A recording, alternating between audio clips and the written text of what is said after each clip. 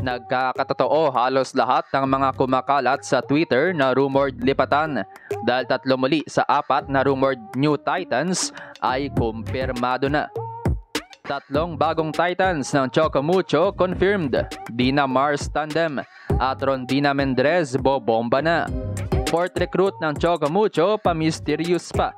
Pero bago yan mga ka-V-Heads, huwag kalimutang mag-subscribe at i-click ang notification bell para updated ka sa aking latest videos. Sabay-sabay nang inireveal ng Chocomucho Flying Titans ang 3 nitong bagong miyembro simula ngayong 2024 season ng Premier Volleyball League. Nito lang January 8 officially nang nag-release ng welcome video ang koponan ng Chocomucho sa kanilang mga social media pages.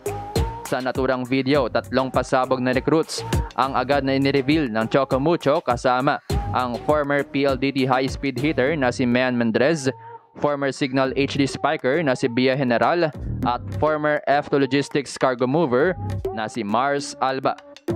Caption ng team sa kanilang post, New Titans alert! Gear up Titan fam! The moment you've been waiting for is finally here. Get ready for an action-packed season as our 3 new Flying Titans join the ranks and soar higher with the Chocomucho Flying Titans. Mukhang aware nga ang koponan, nakalat na sa social media ang rumors sa kanilang recruits, kaya isahang reveal na lang ang kanilang ginawa. 2023 pa lang kasi may clue ng mga fans sa mga magiging shuffle ng players at actually, 4 nga ang inaasahang recruits ng Chocomucho para ngayong season.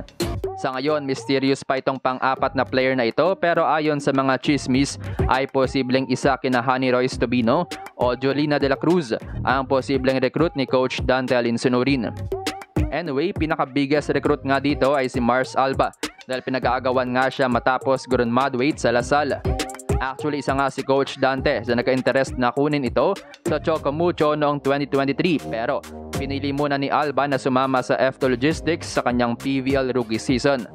Unfortunately, hindi gaanong naging matagumpay ang rookie season nito matapos maging 4th placer ng Invitationals at bumagsak sa 8th place sa 2nd All-Filipino Conference.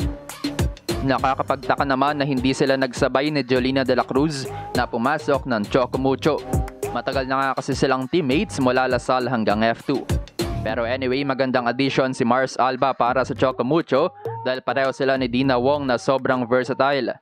Good problem para kay Coach Dante kung sino ang mas ibababad sa kanila at ilalagay sa starting 6. Si Mars Alba na ang ikatlong player mula sa DLSU Manila after Des Cheng and Adukay Agunsanya. Para naman kay Mayan Mendrez, malaking addition nga rin siya lalo na kung hindi pa makakapaglaro si Des Cheng na ACL last conference. Magandang kapalitan nga siya ni Isa Molde o kaya baka nga si Mendrez pa ang isa lang bilang first 6.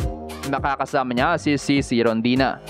Ika nga ng ibang fans ay parang Thailand duo sila dahil kamukha ni CC Rondina si Willa Van habang same form naman si Mendrez at Chacho on Moxrey.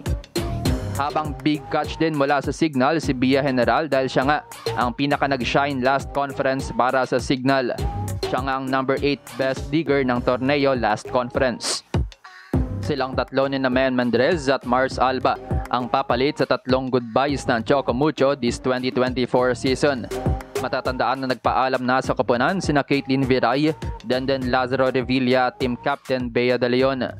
Lumipat sa sister team na Creamline sina BDL at Denden habang wala pang kumpirmadong koponan si Caitlin Viray.